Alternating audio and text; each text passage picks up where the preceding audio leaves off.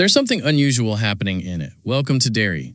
Even though the first season isn't over yet, it feels like the story is already way ahead of itself. We're not just seeing ghosts, clowns, and jump scares. We're seeing time itself bending, pulling us backward into the past. Because episode 3 didn't just tell a story about kids hunting a monster, it secretly opened the door to season 3. Yes, that's right. Welcome to Derry is already showing us glimpses of what's to come years from now, in both story and time. But to understand how that's even possible, let's start with what this prequel is really doing. The story so far, the series, created by Andy Muschietti, the same man who directed it, 2017, and It Chapter 2, 2019, isn't just expanding Stephen King's world. It's reimagining the timeline completely. In the movies, Pennywise appears roughly every 27 years to feed on the people of Derry. But in Welcome to Derry, the story digs even deeper, asking one haunting question. What if Pennywise didn't just appear? What if it was born here? That's the heart of the show. The goal isn't just to show us Pennywise's victims, it's to reveal his origin story, his first encounter with humans, and the moment Derry became cursed forever. The time jump we didn't see coming in episode 3, the story suddenly does something unexpected. It opens not in the 1960s or 50s, but in 1908, almost 120 years before the main events. We see a young boy named Francis Shaw. He's living in Derry because his father is in the military. He visits a traveling circus, a colorful, noisy place that feels innocent at first. But like everything in Derry, something underneath is wrong. As Francis walks through the tents, he meets a one-eyed man, a creepy, unsettling figure who feels straight out of a nightmare. And not long after, Francis sees something in the woods, a figure with red hair, white makeup, and a smile too wide to be human. Sound familiar? This is the first major breadcrumb that episode 3 drops. Because if you look closely, you'll realize this isn't just a random flashback. This is the story of Pennywise's early days. And it's secretly teasing season 3, which will take place entirely in 1908. The circus connection. The birth of Pennywise. Here's where things get really interesting. Fans of Stephen King's original It novel know that Pennywise once had a human form, a man named Bob Gray, who performed in a traveling circus under the name Pennywise the Dancing Clown. Now, Welcome to Derry doesn't say the name Bob Gray out loud, at least not yet. But by showing a circus in 1908, the show is telling us something without saying it. This is where the clown was born. Think about it. Francis meets a man from the circus. The camera lingers on the tents, the laughter, and the blinking lights. Then the tone shifts. The smiles fade and the lights go out. And suddenly, Francis sees him, the clown. It's subtle, but it's all there.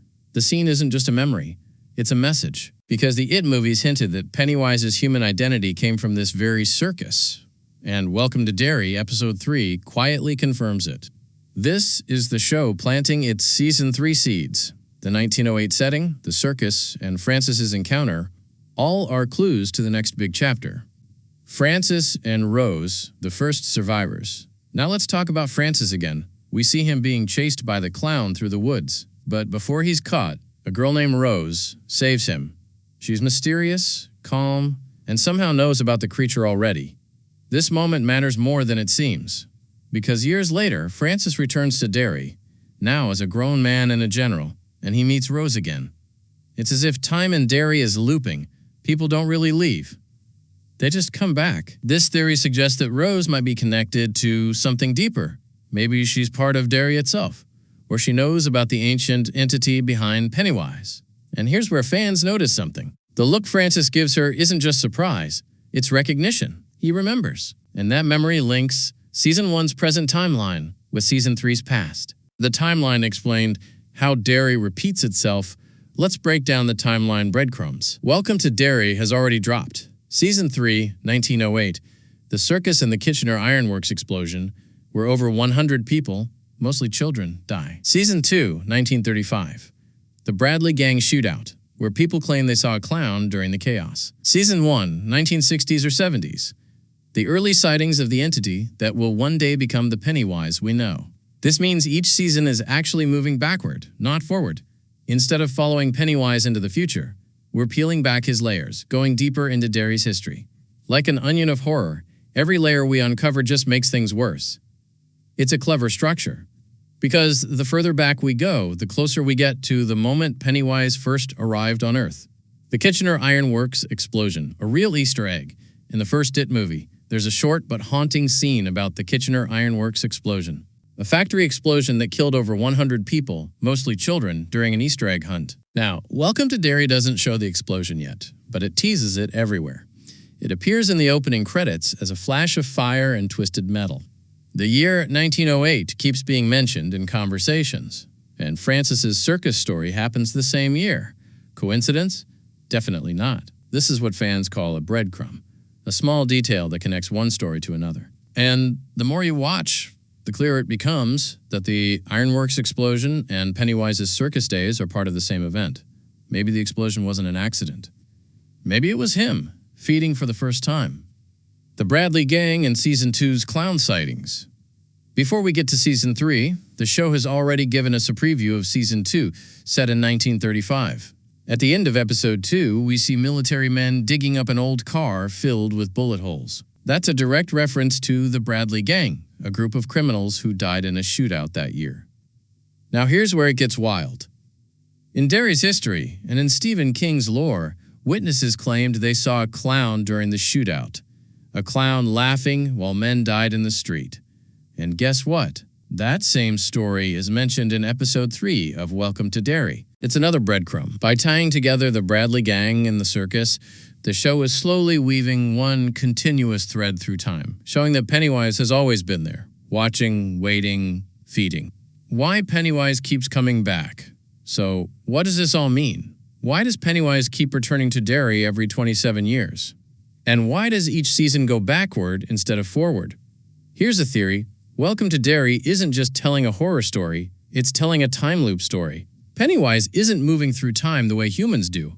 He's anchored to one place, Derry, but he lives in cycles. Every 27 years, he wakes up. Every 27 years, he feeds. Every 27 years, the town forgets. But time for him might not be linear. To Pennywise, 1908, 1935, and 1960 might all be happening at once, like a broken film reel, looping forever. That would explain why Welcome to Derry feels so disorienting. It's not just showing the past, it's showing layers of the same curse playing out over and over. Why the creators are saving Pennywise's full reveal. Interestingly, the showrunners, Brad Caleb Kane and Jason Fuchs, said that we won't see the real Pennywise until later in the season. They compared it to the shark in Jaws. If you show the monster too early, it loses its power. That's a smart move, because right now, we're only seeing shadows of him, hints, illusions, reflections, in photos. Like in Episode 3, where a photograph reveals a clown in the background. Maybe Pennywise, maybe not. That's the tension the creators want to build. And when Pennywise finally appears, probably around Episode 5, it'll feel earned. Because by then, we'll have seen how he's haunted this town for centuries. The hidden meaning of Welcome to Derry. Let's step back for a second. The title Welcome to Derry might sound simple, but it's actually darkly ironic. Because Derry isn't a place that welcomes you, it traps you. Every time someone says Welcome to Derry, what they're really saying is welcome to the cycle. You're part of it now. Francis, Rose, the Bradley Gang, and the kids from Season 1. They're all just different victims of the same story, repeating again and again. And maybe that's the real horror here. Not the clown, but the curse of never escaping. The future, what Season 3 will look like. If Season 3 really focuses on 1908, here's what we can expect. The full story of the circus, and how Pennywise's human form first came into contact with the creature known as It. The Ironworks explosion, shown from the inside, possibly revealing that Pennywise caused it. Francis and Rose's deeper connection, maybe discovering they've been through this before. And most importantly, the moment Pennywise transforms from human performer to eternal monster. This isn't just a prequel anymore, it's a myth being written in reverse. Final thoughts. The circle is closing by the end of Season 1, when you look back at all these clues. The photo of the clown, the circus flashback, the 1935 car, the whispers about 1908. You realize something chilling. Welcome to Derry isn't just telling us what happened before it. It's showing us that everything in Derry is happening forever. Each episode is another echo in the same nightmare. And as the story jumps from season to season, backward through time, we're not just learning about Pennywise, we're watching the town's soul decay, one generation at a time. Because maybe in Derry, the past never dies. It just puts on makeup, smiles, and waits for you to come home.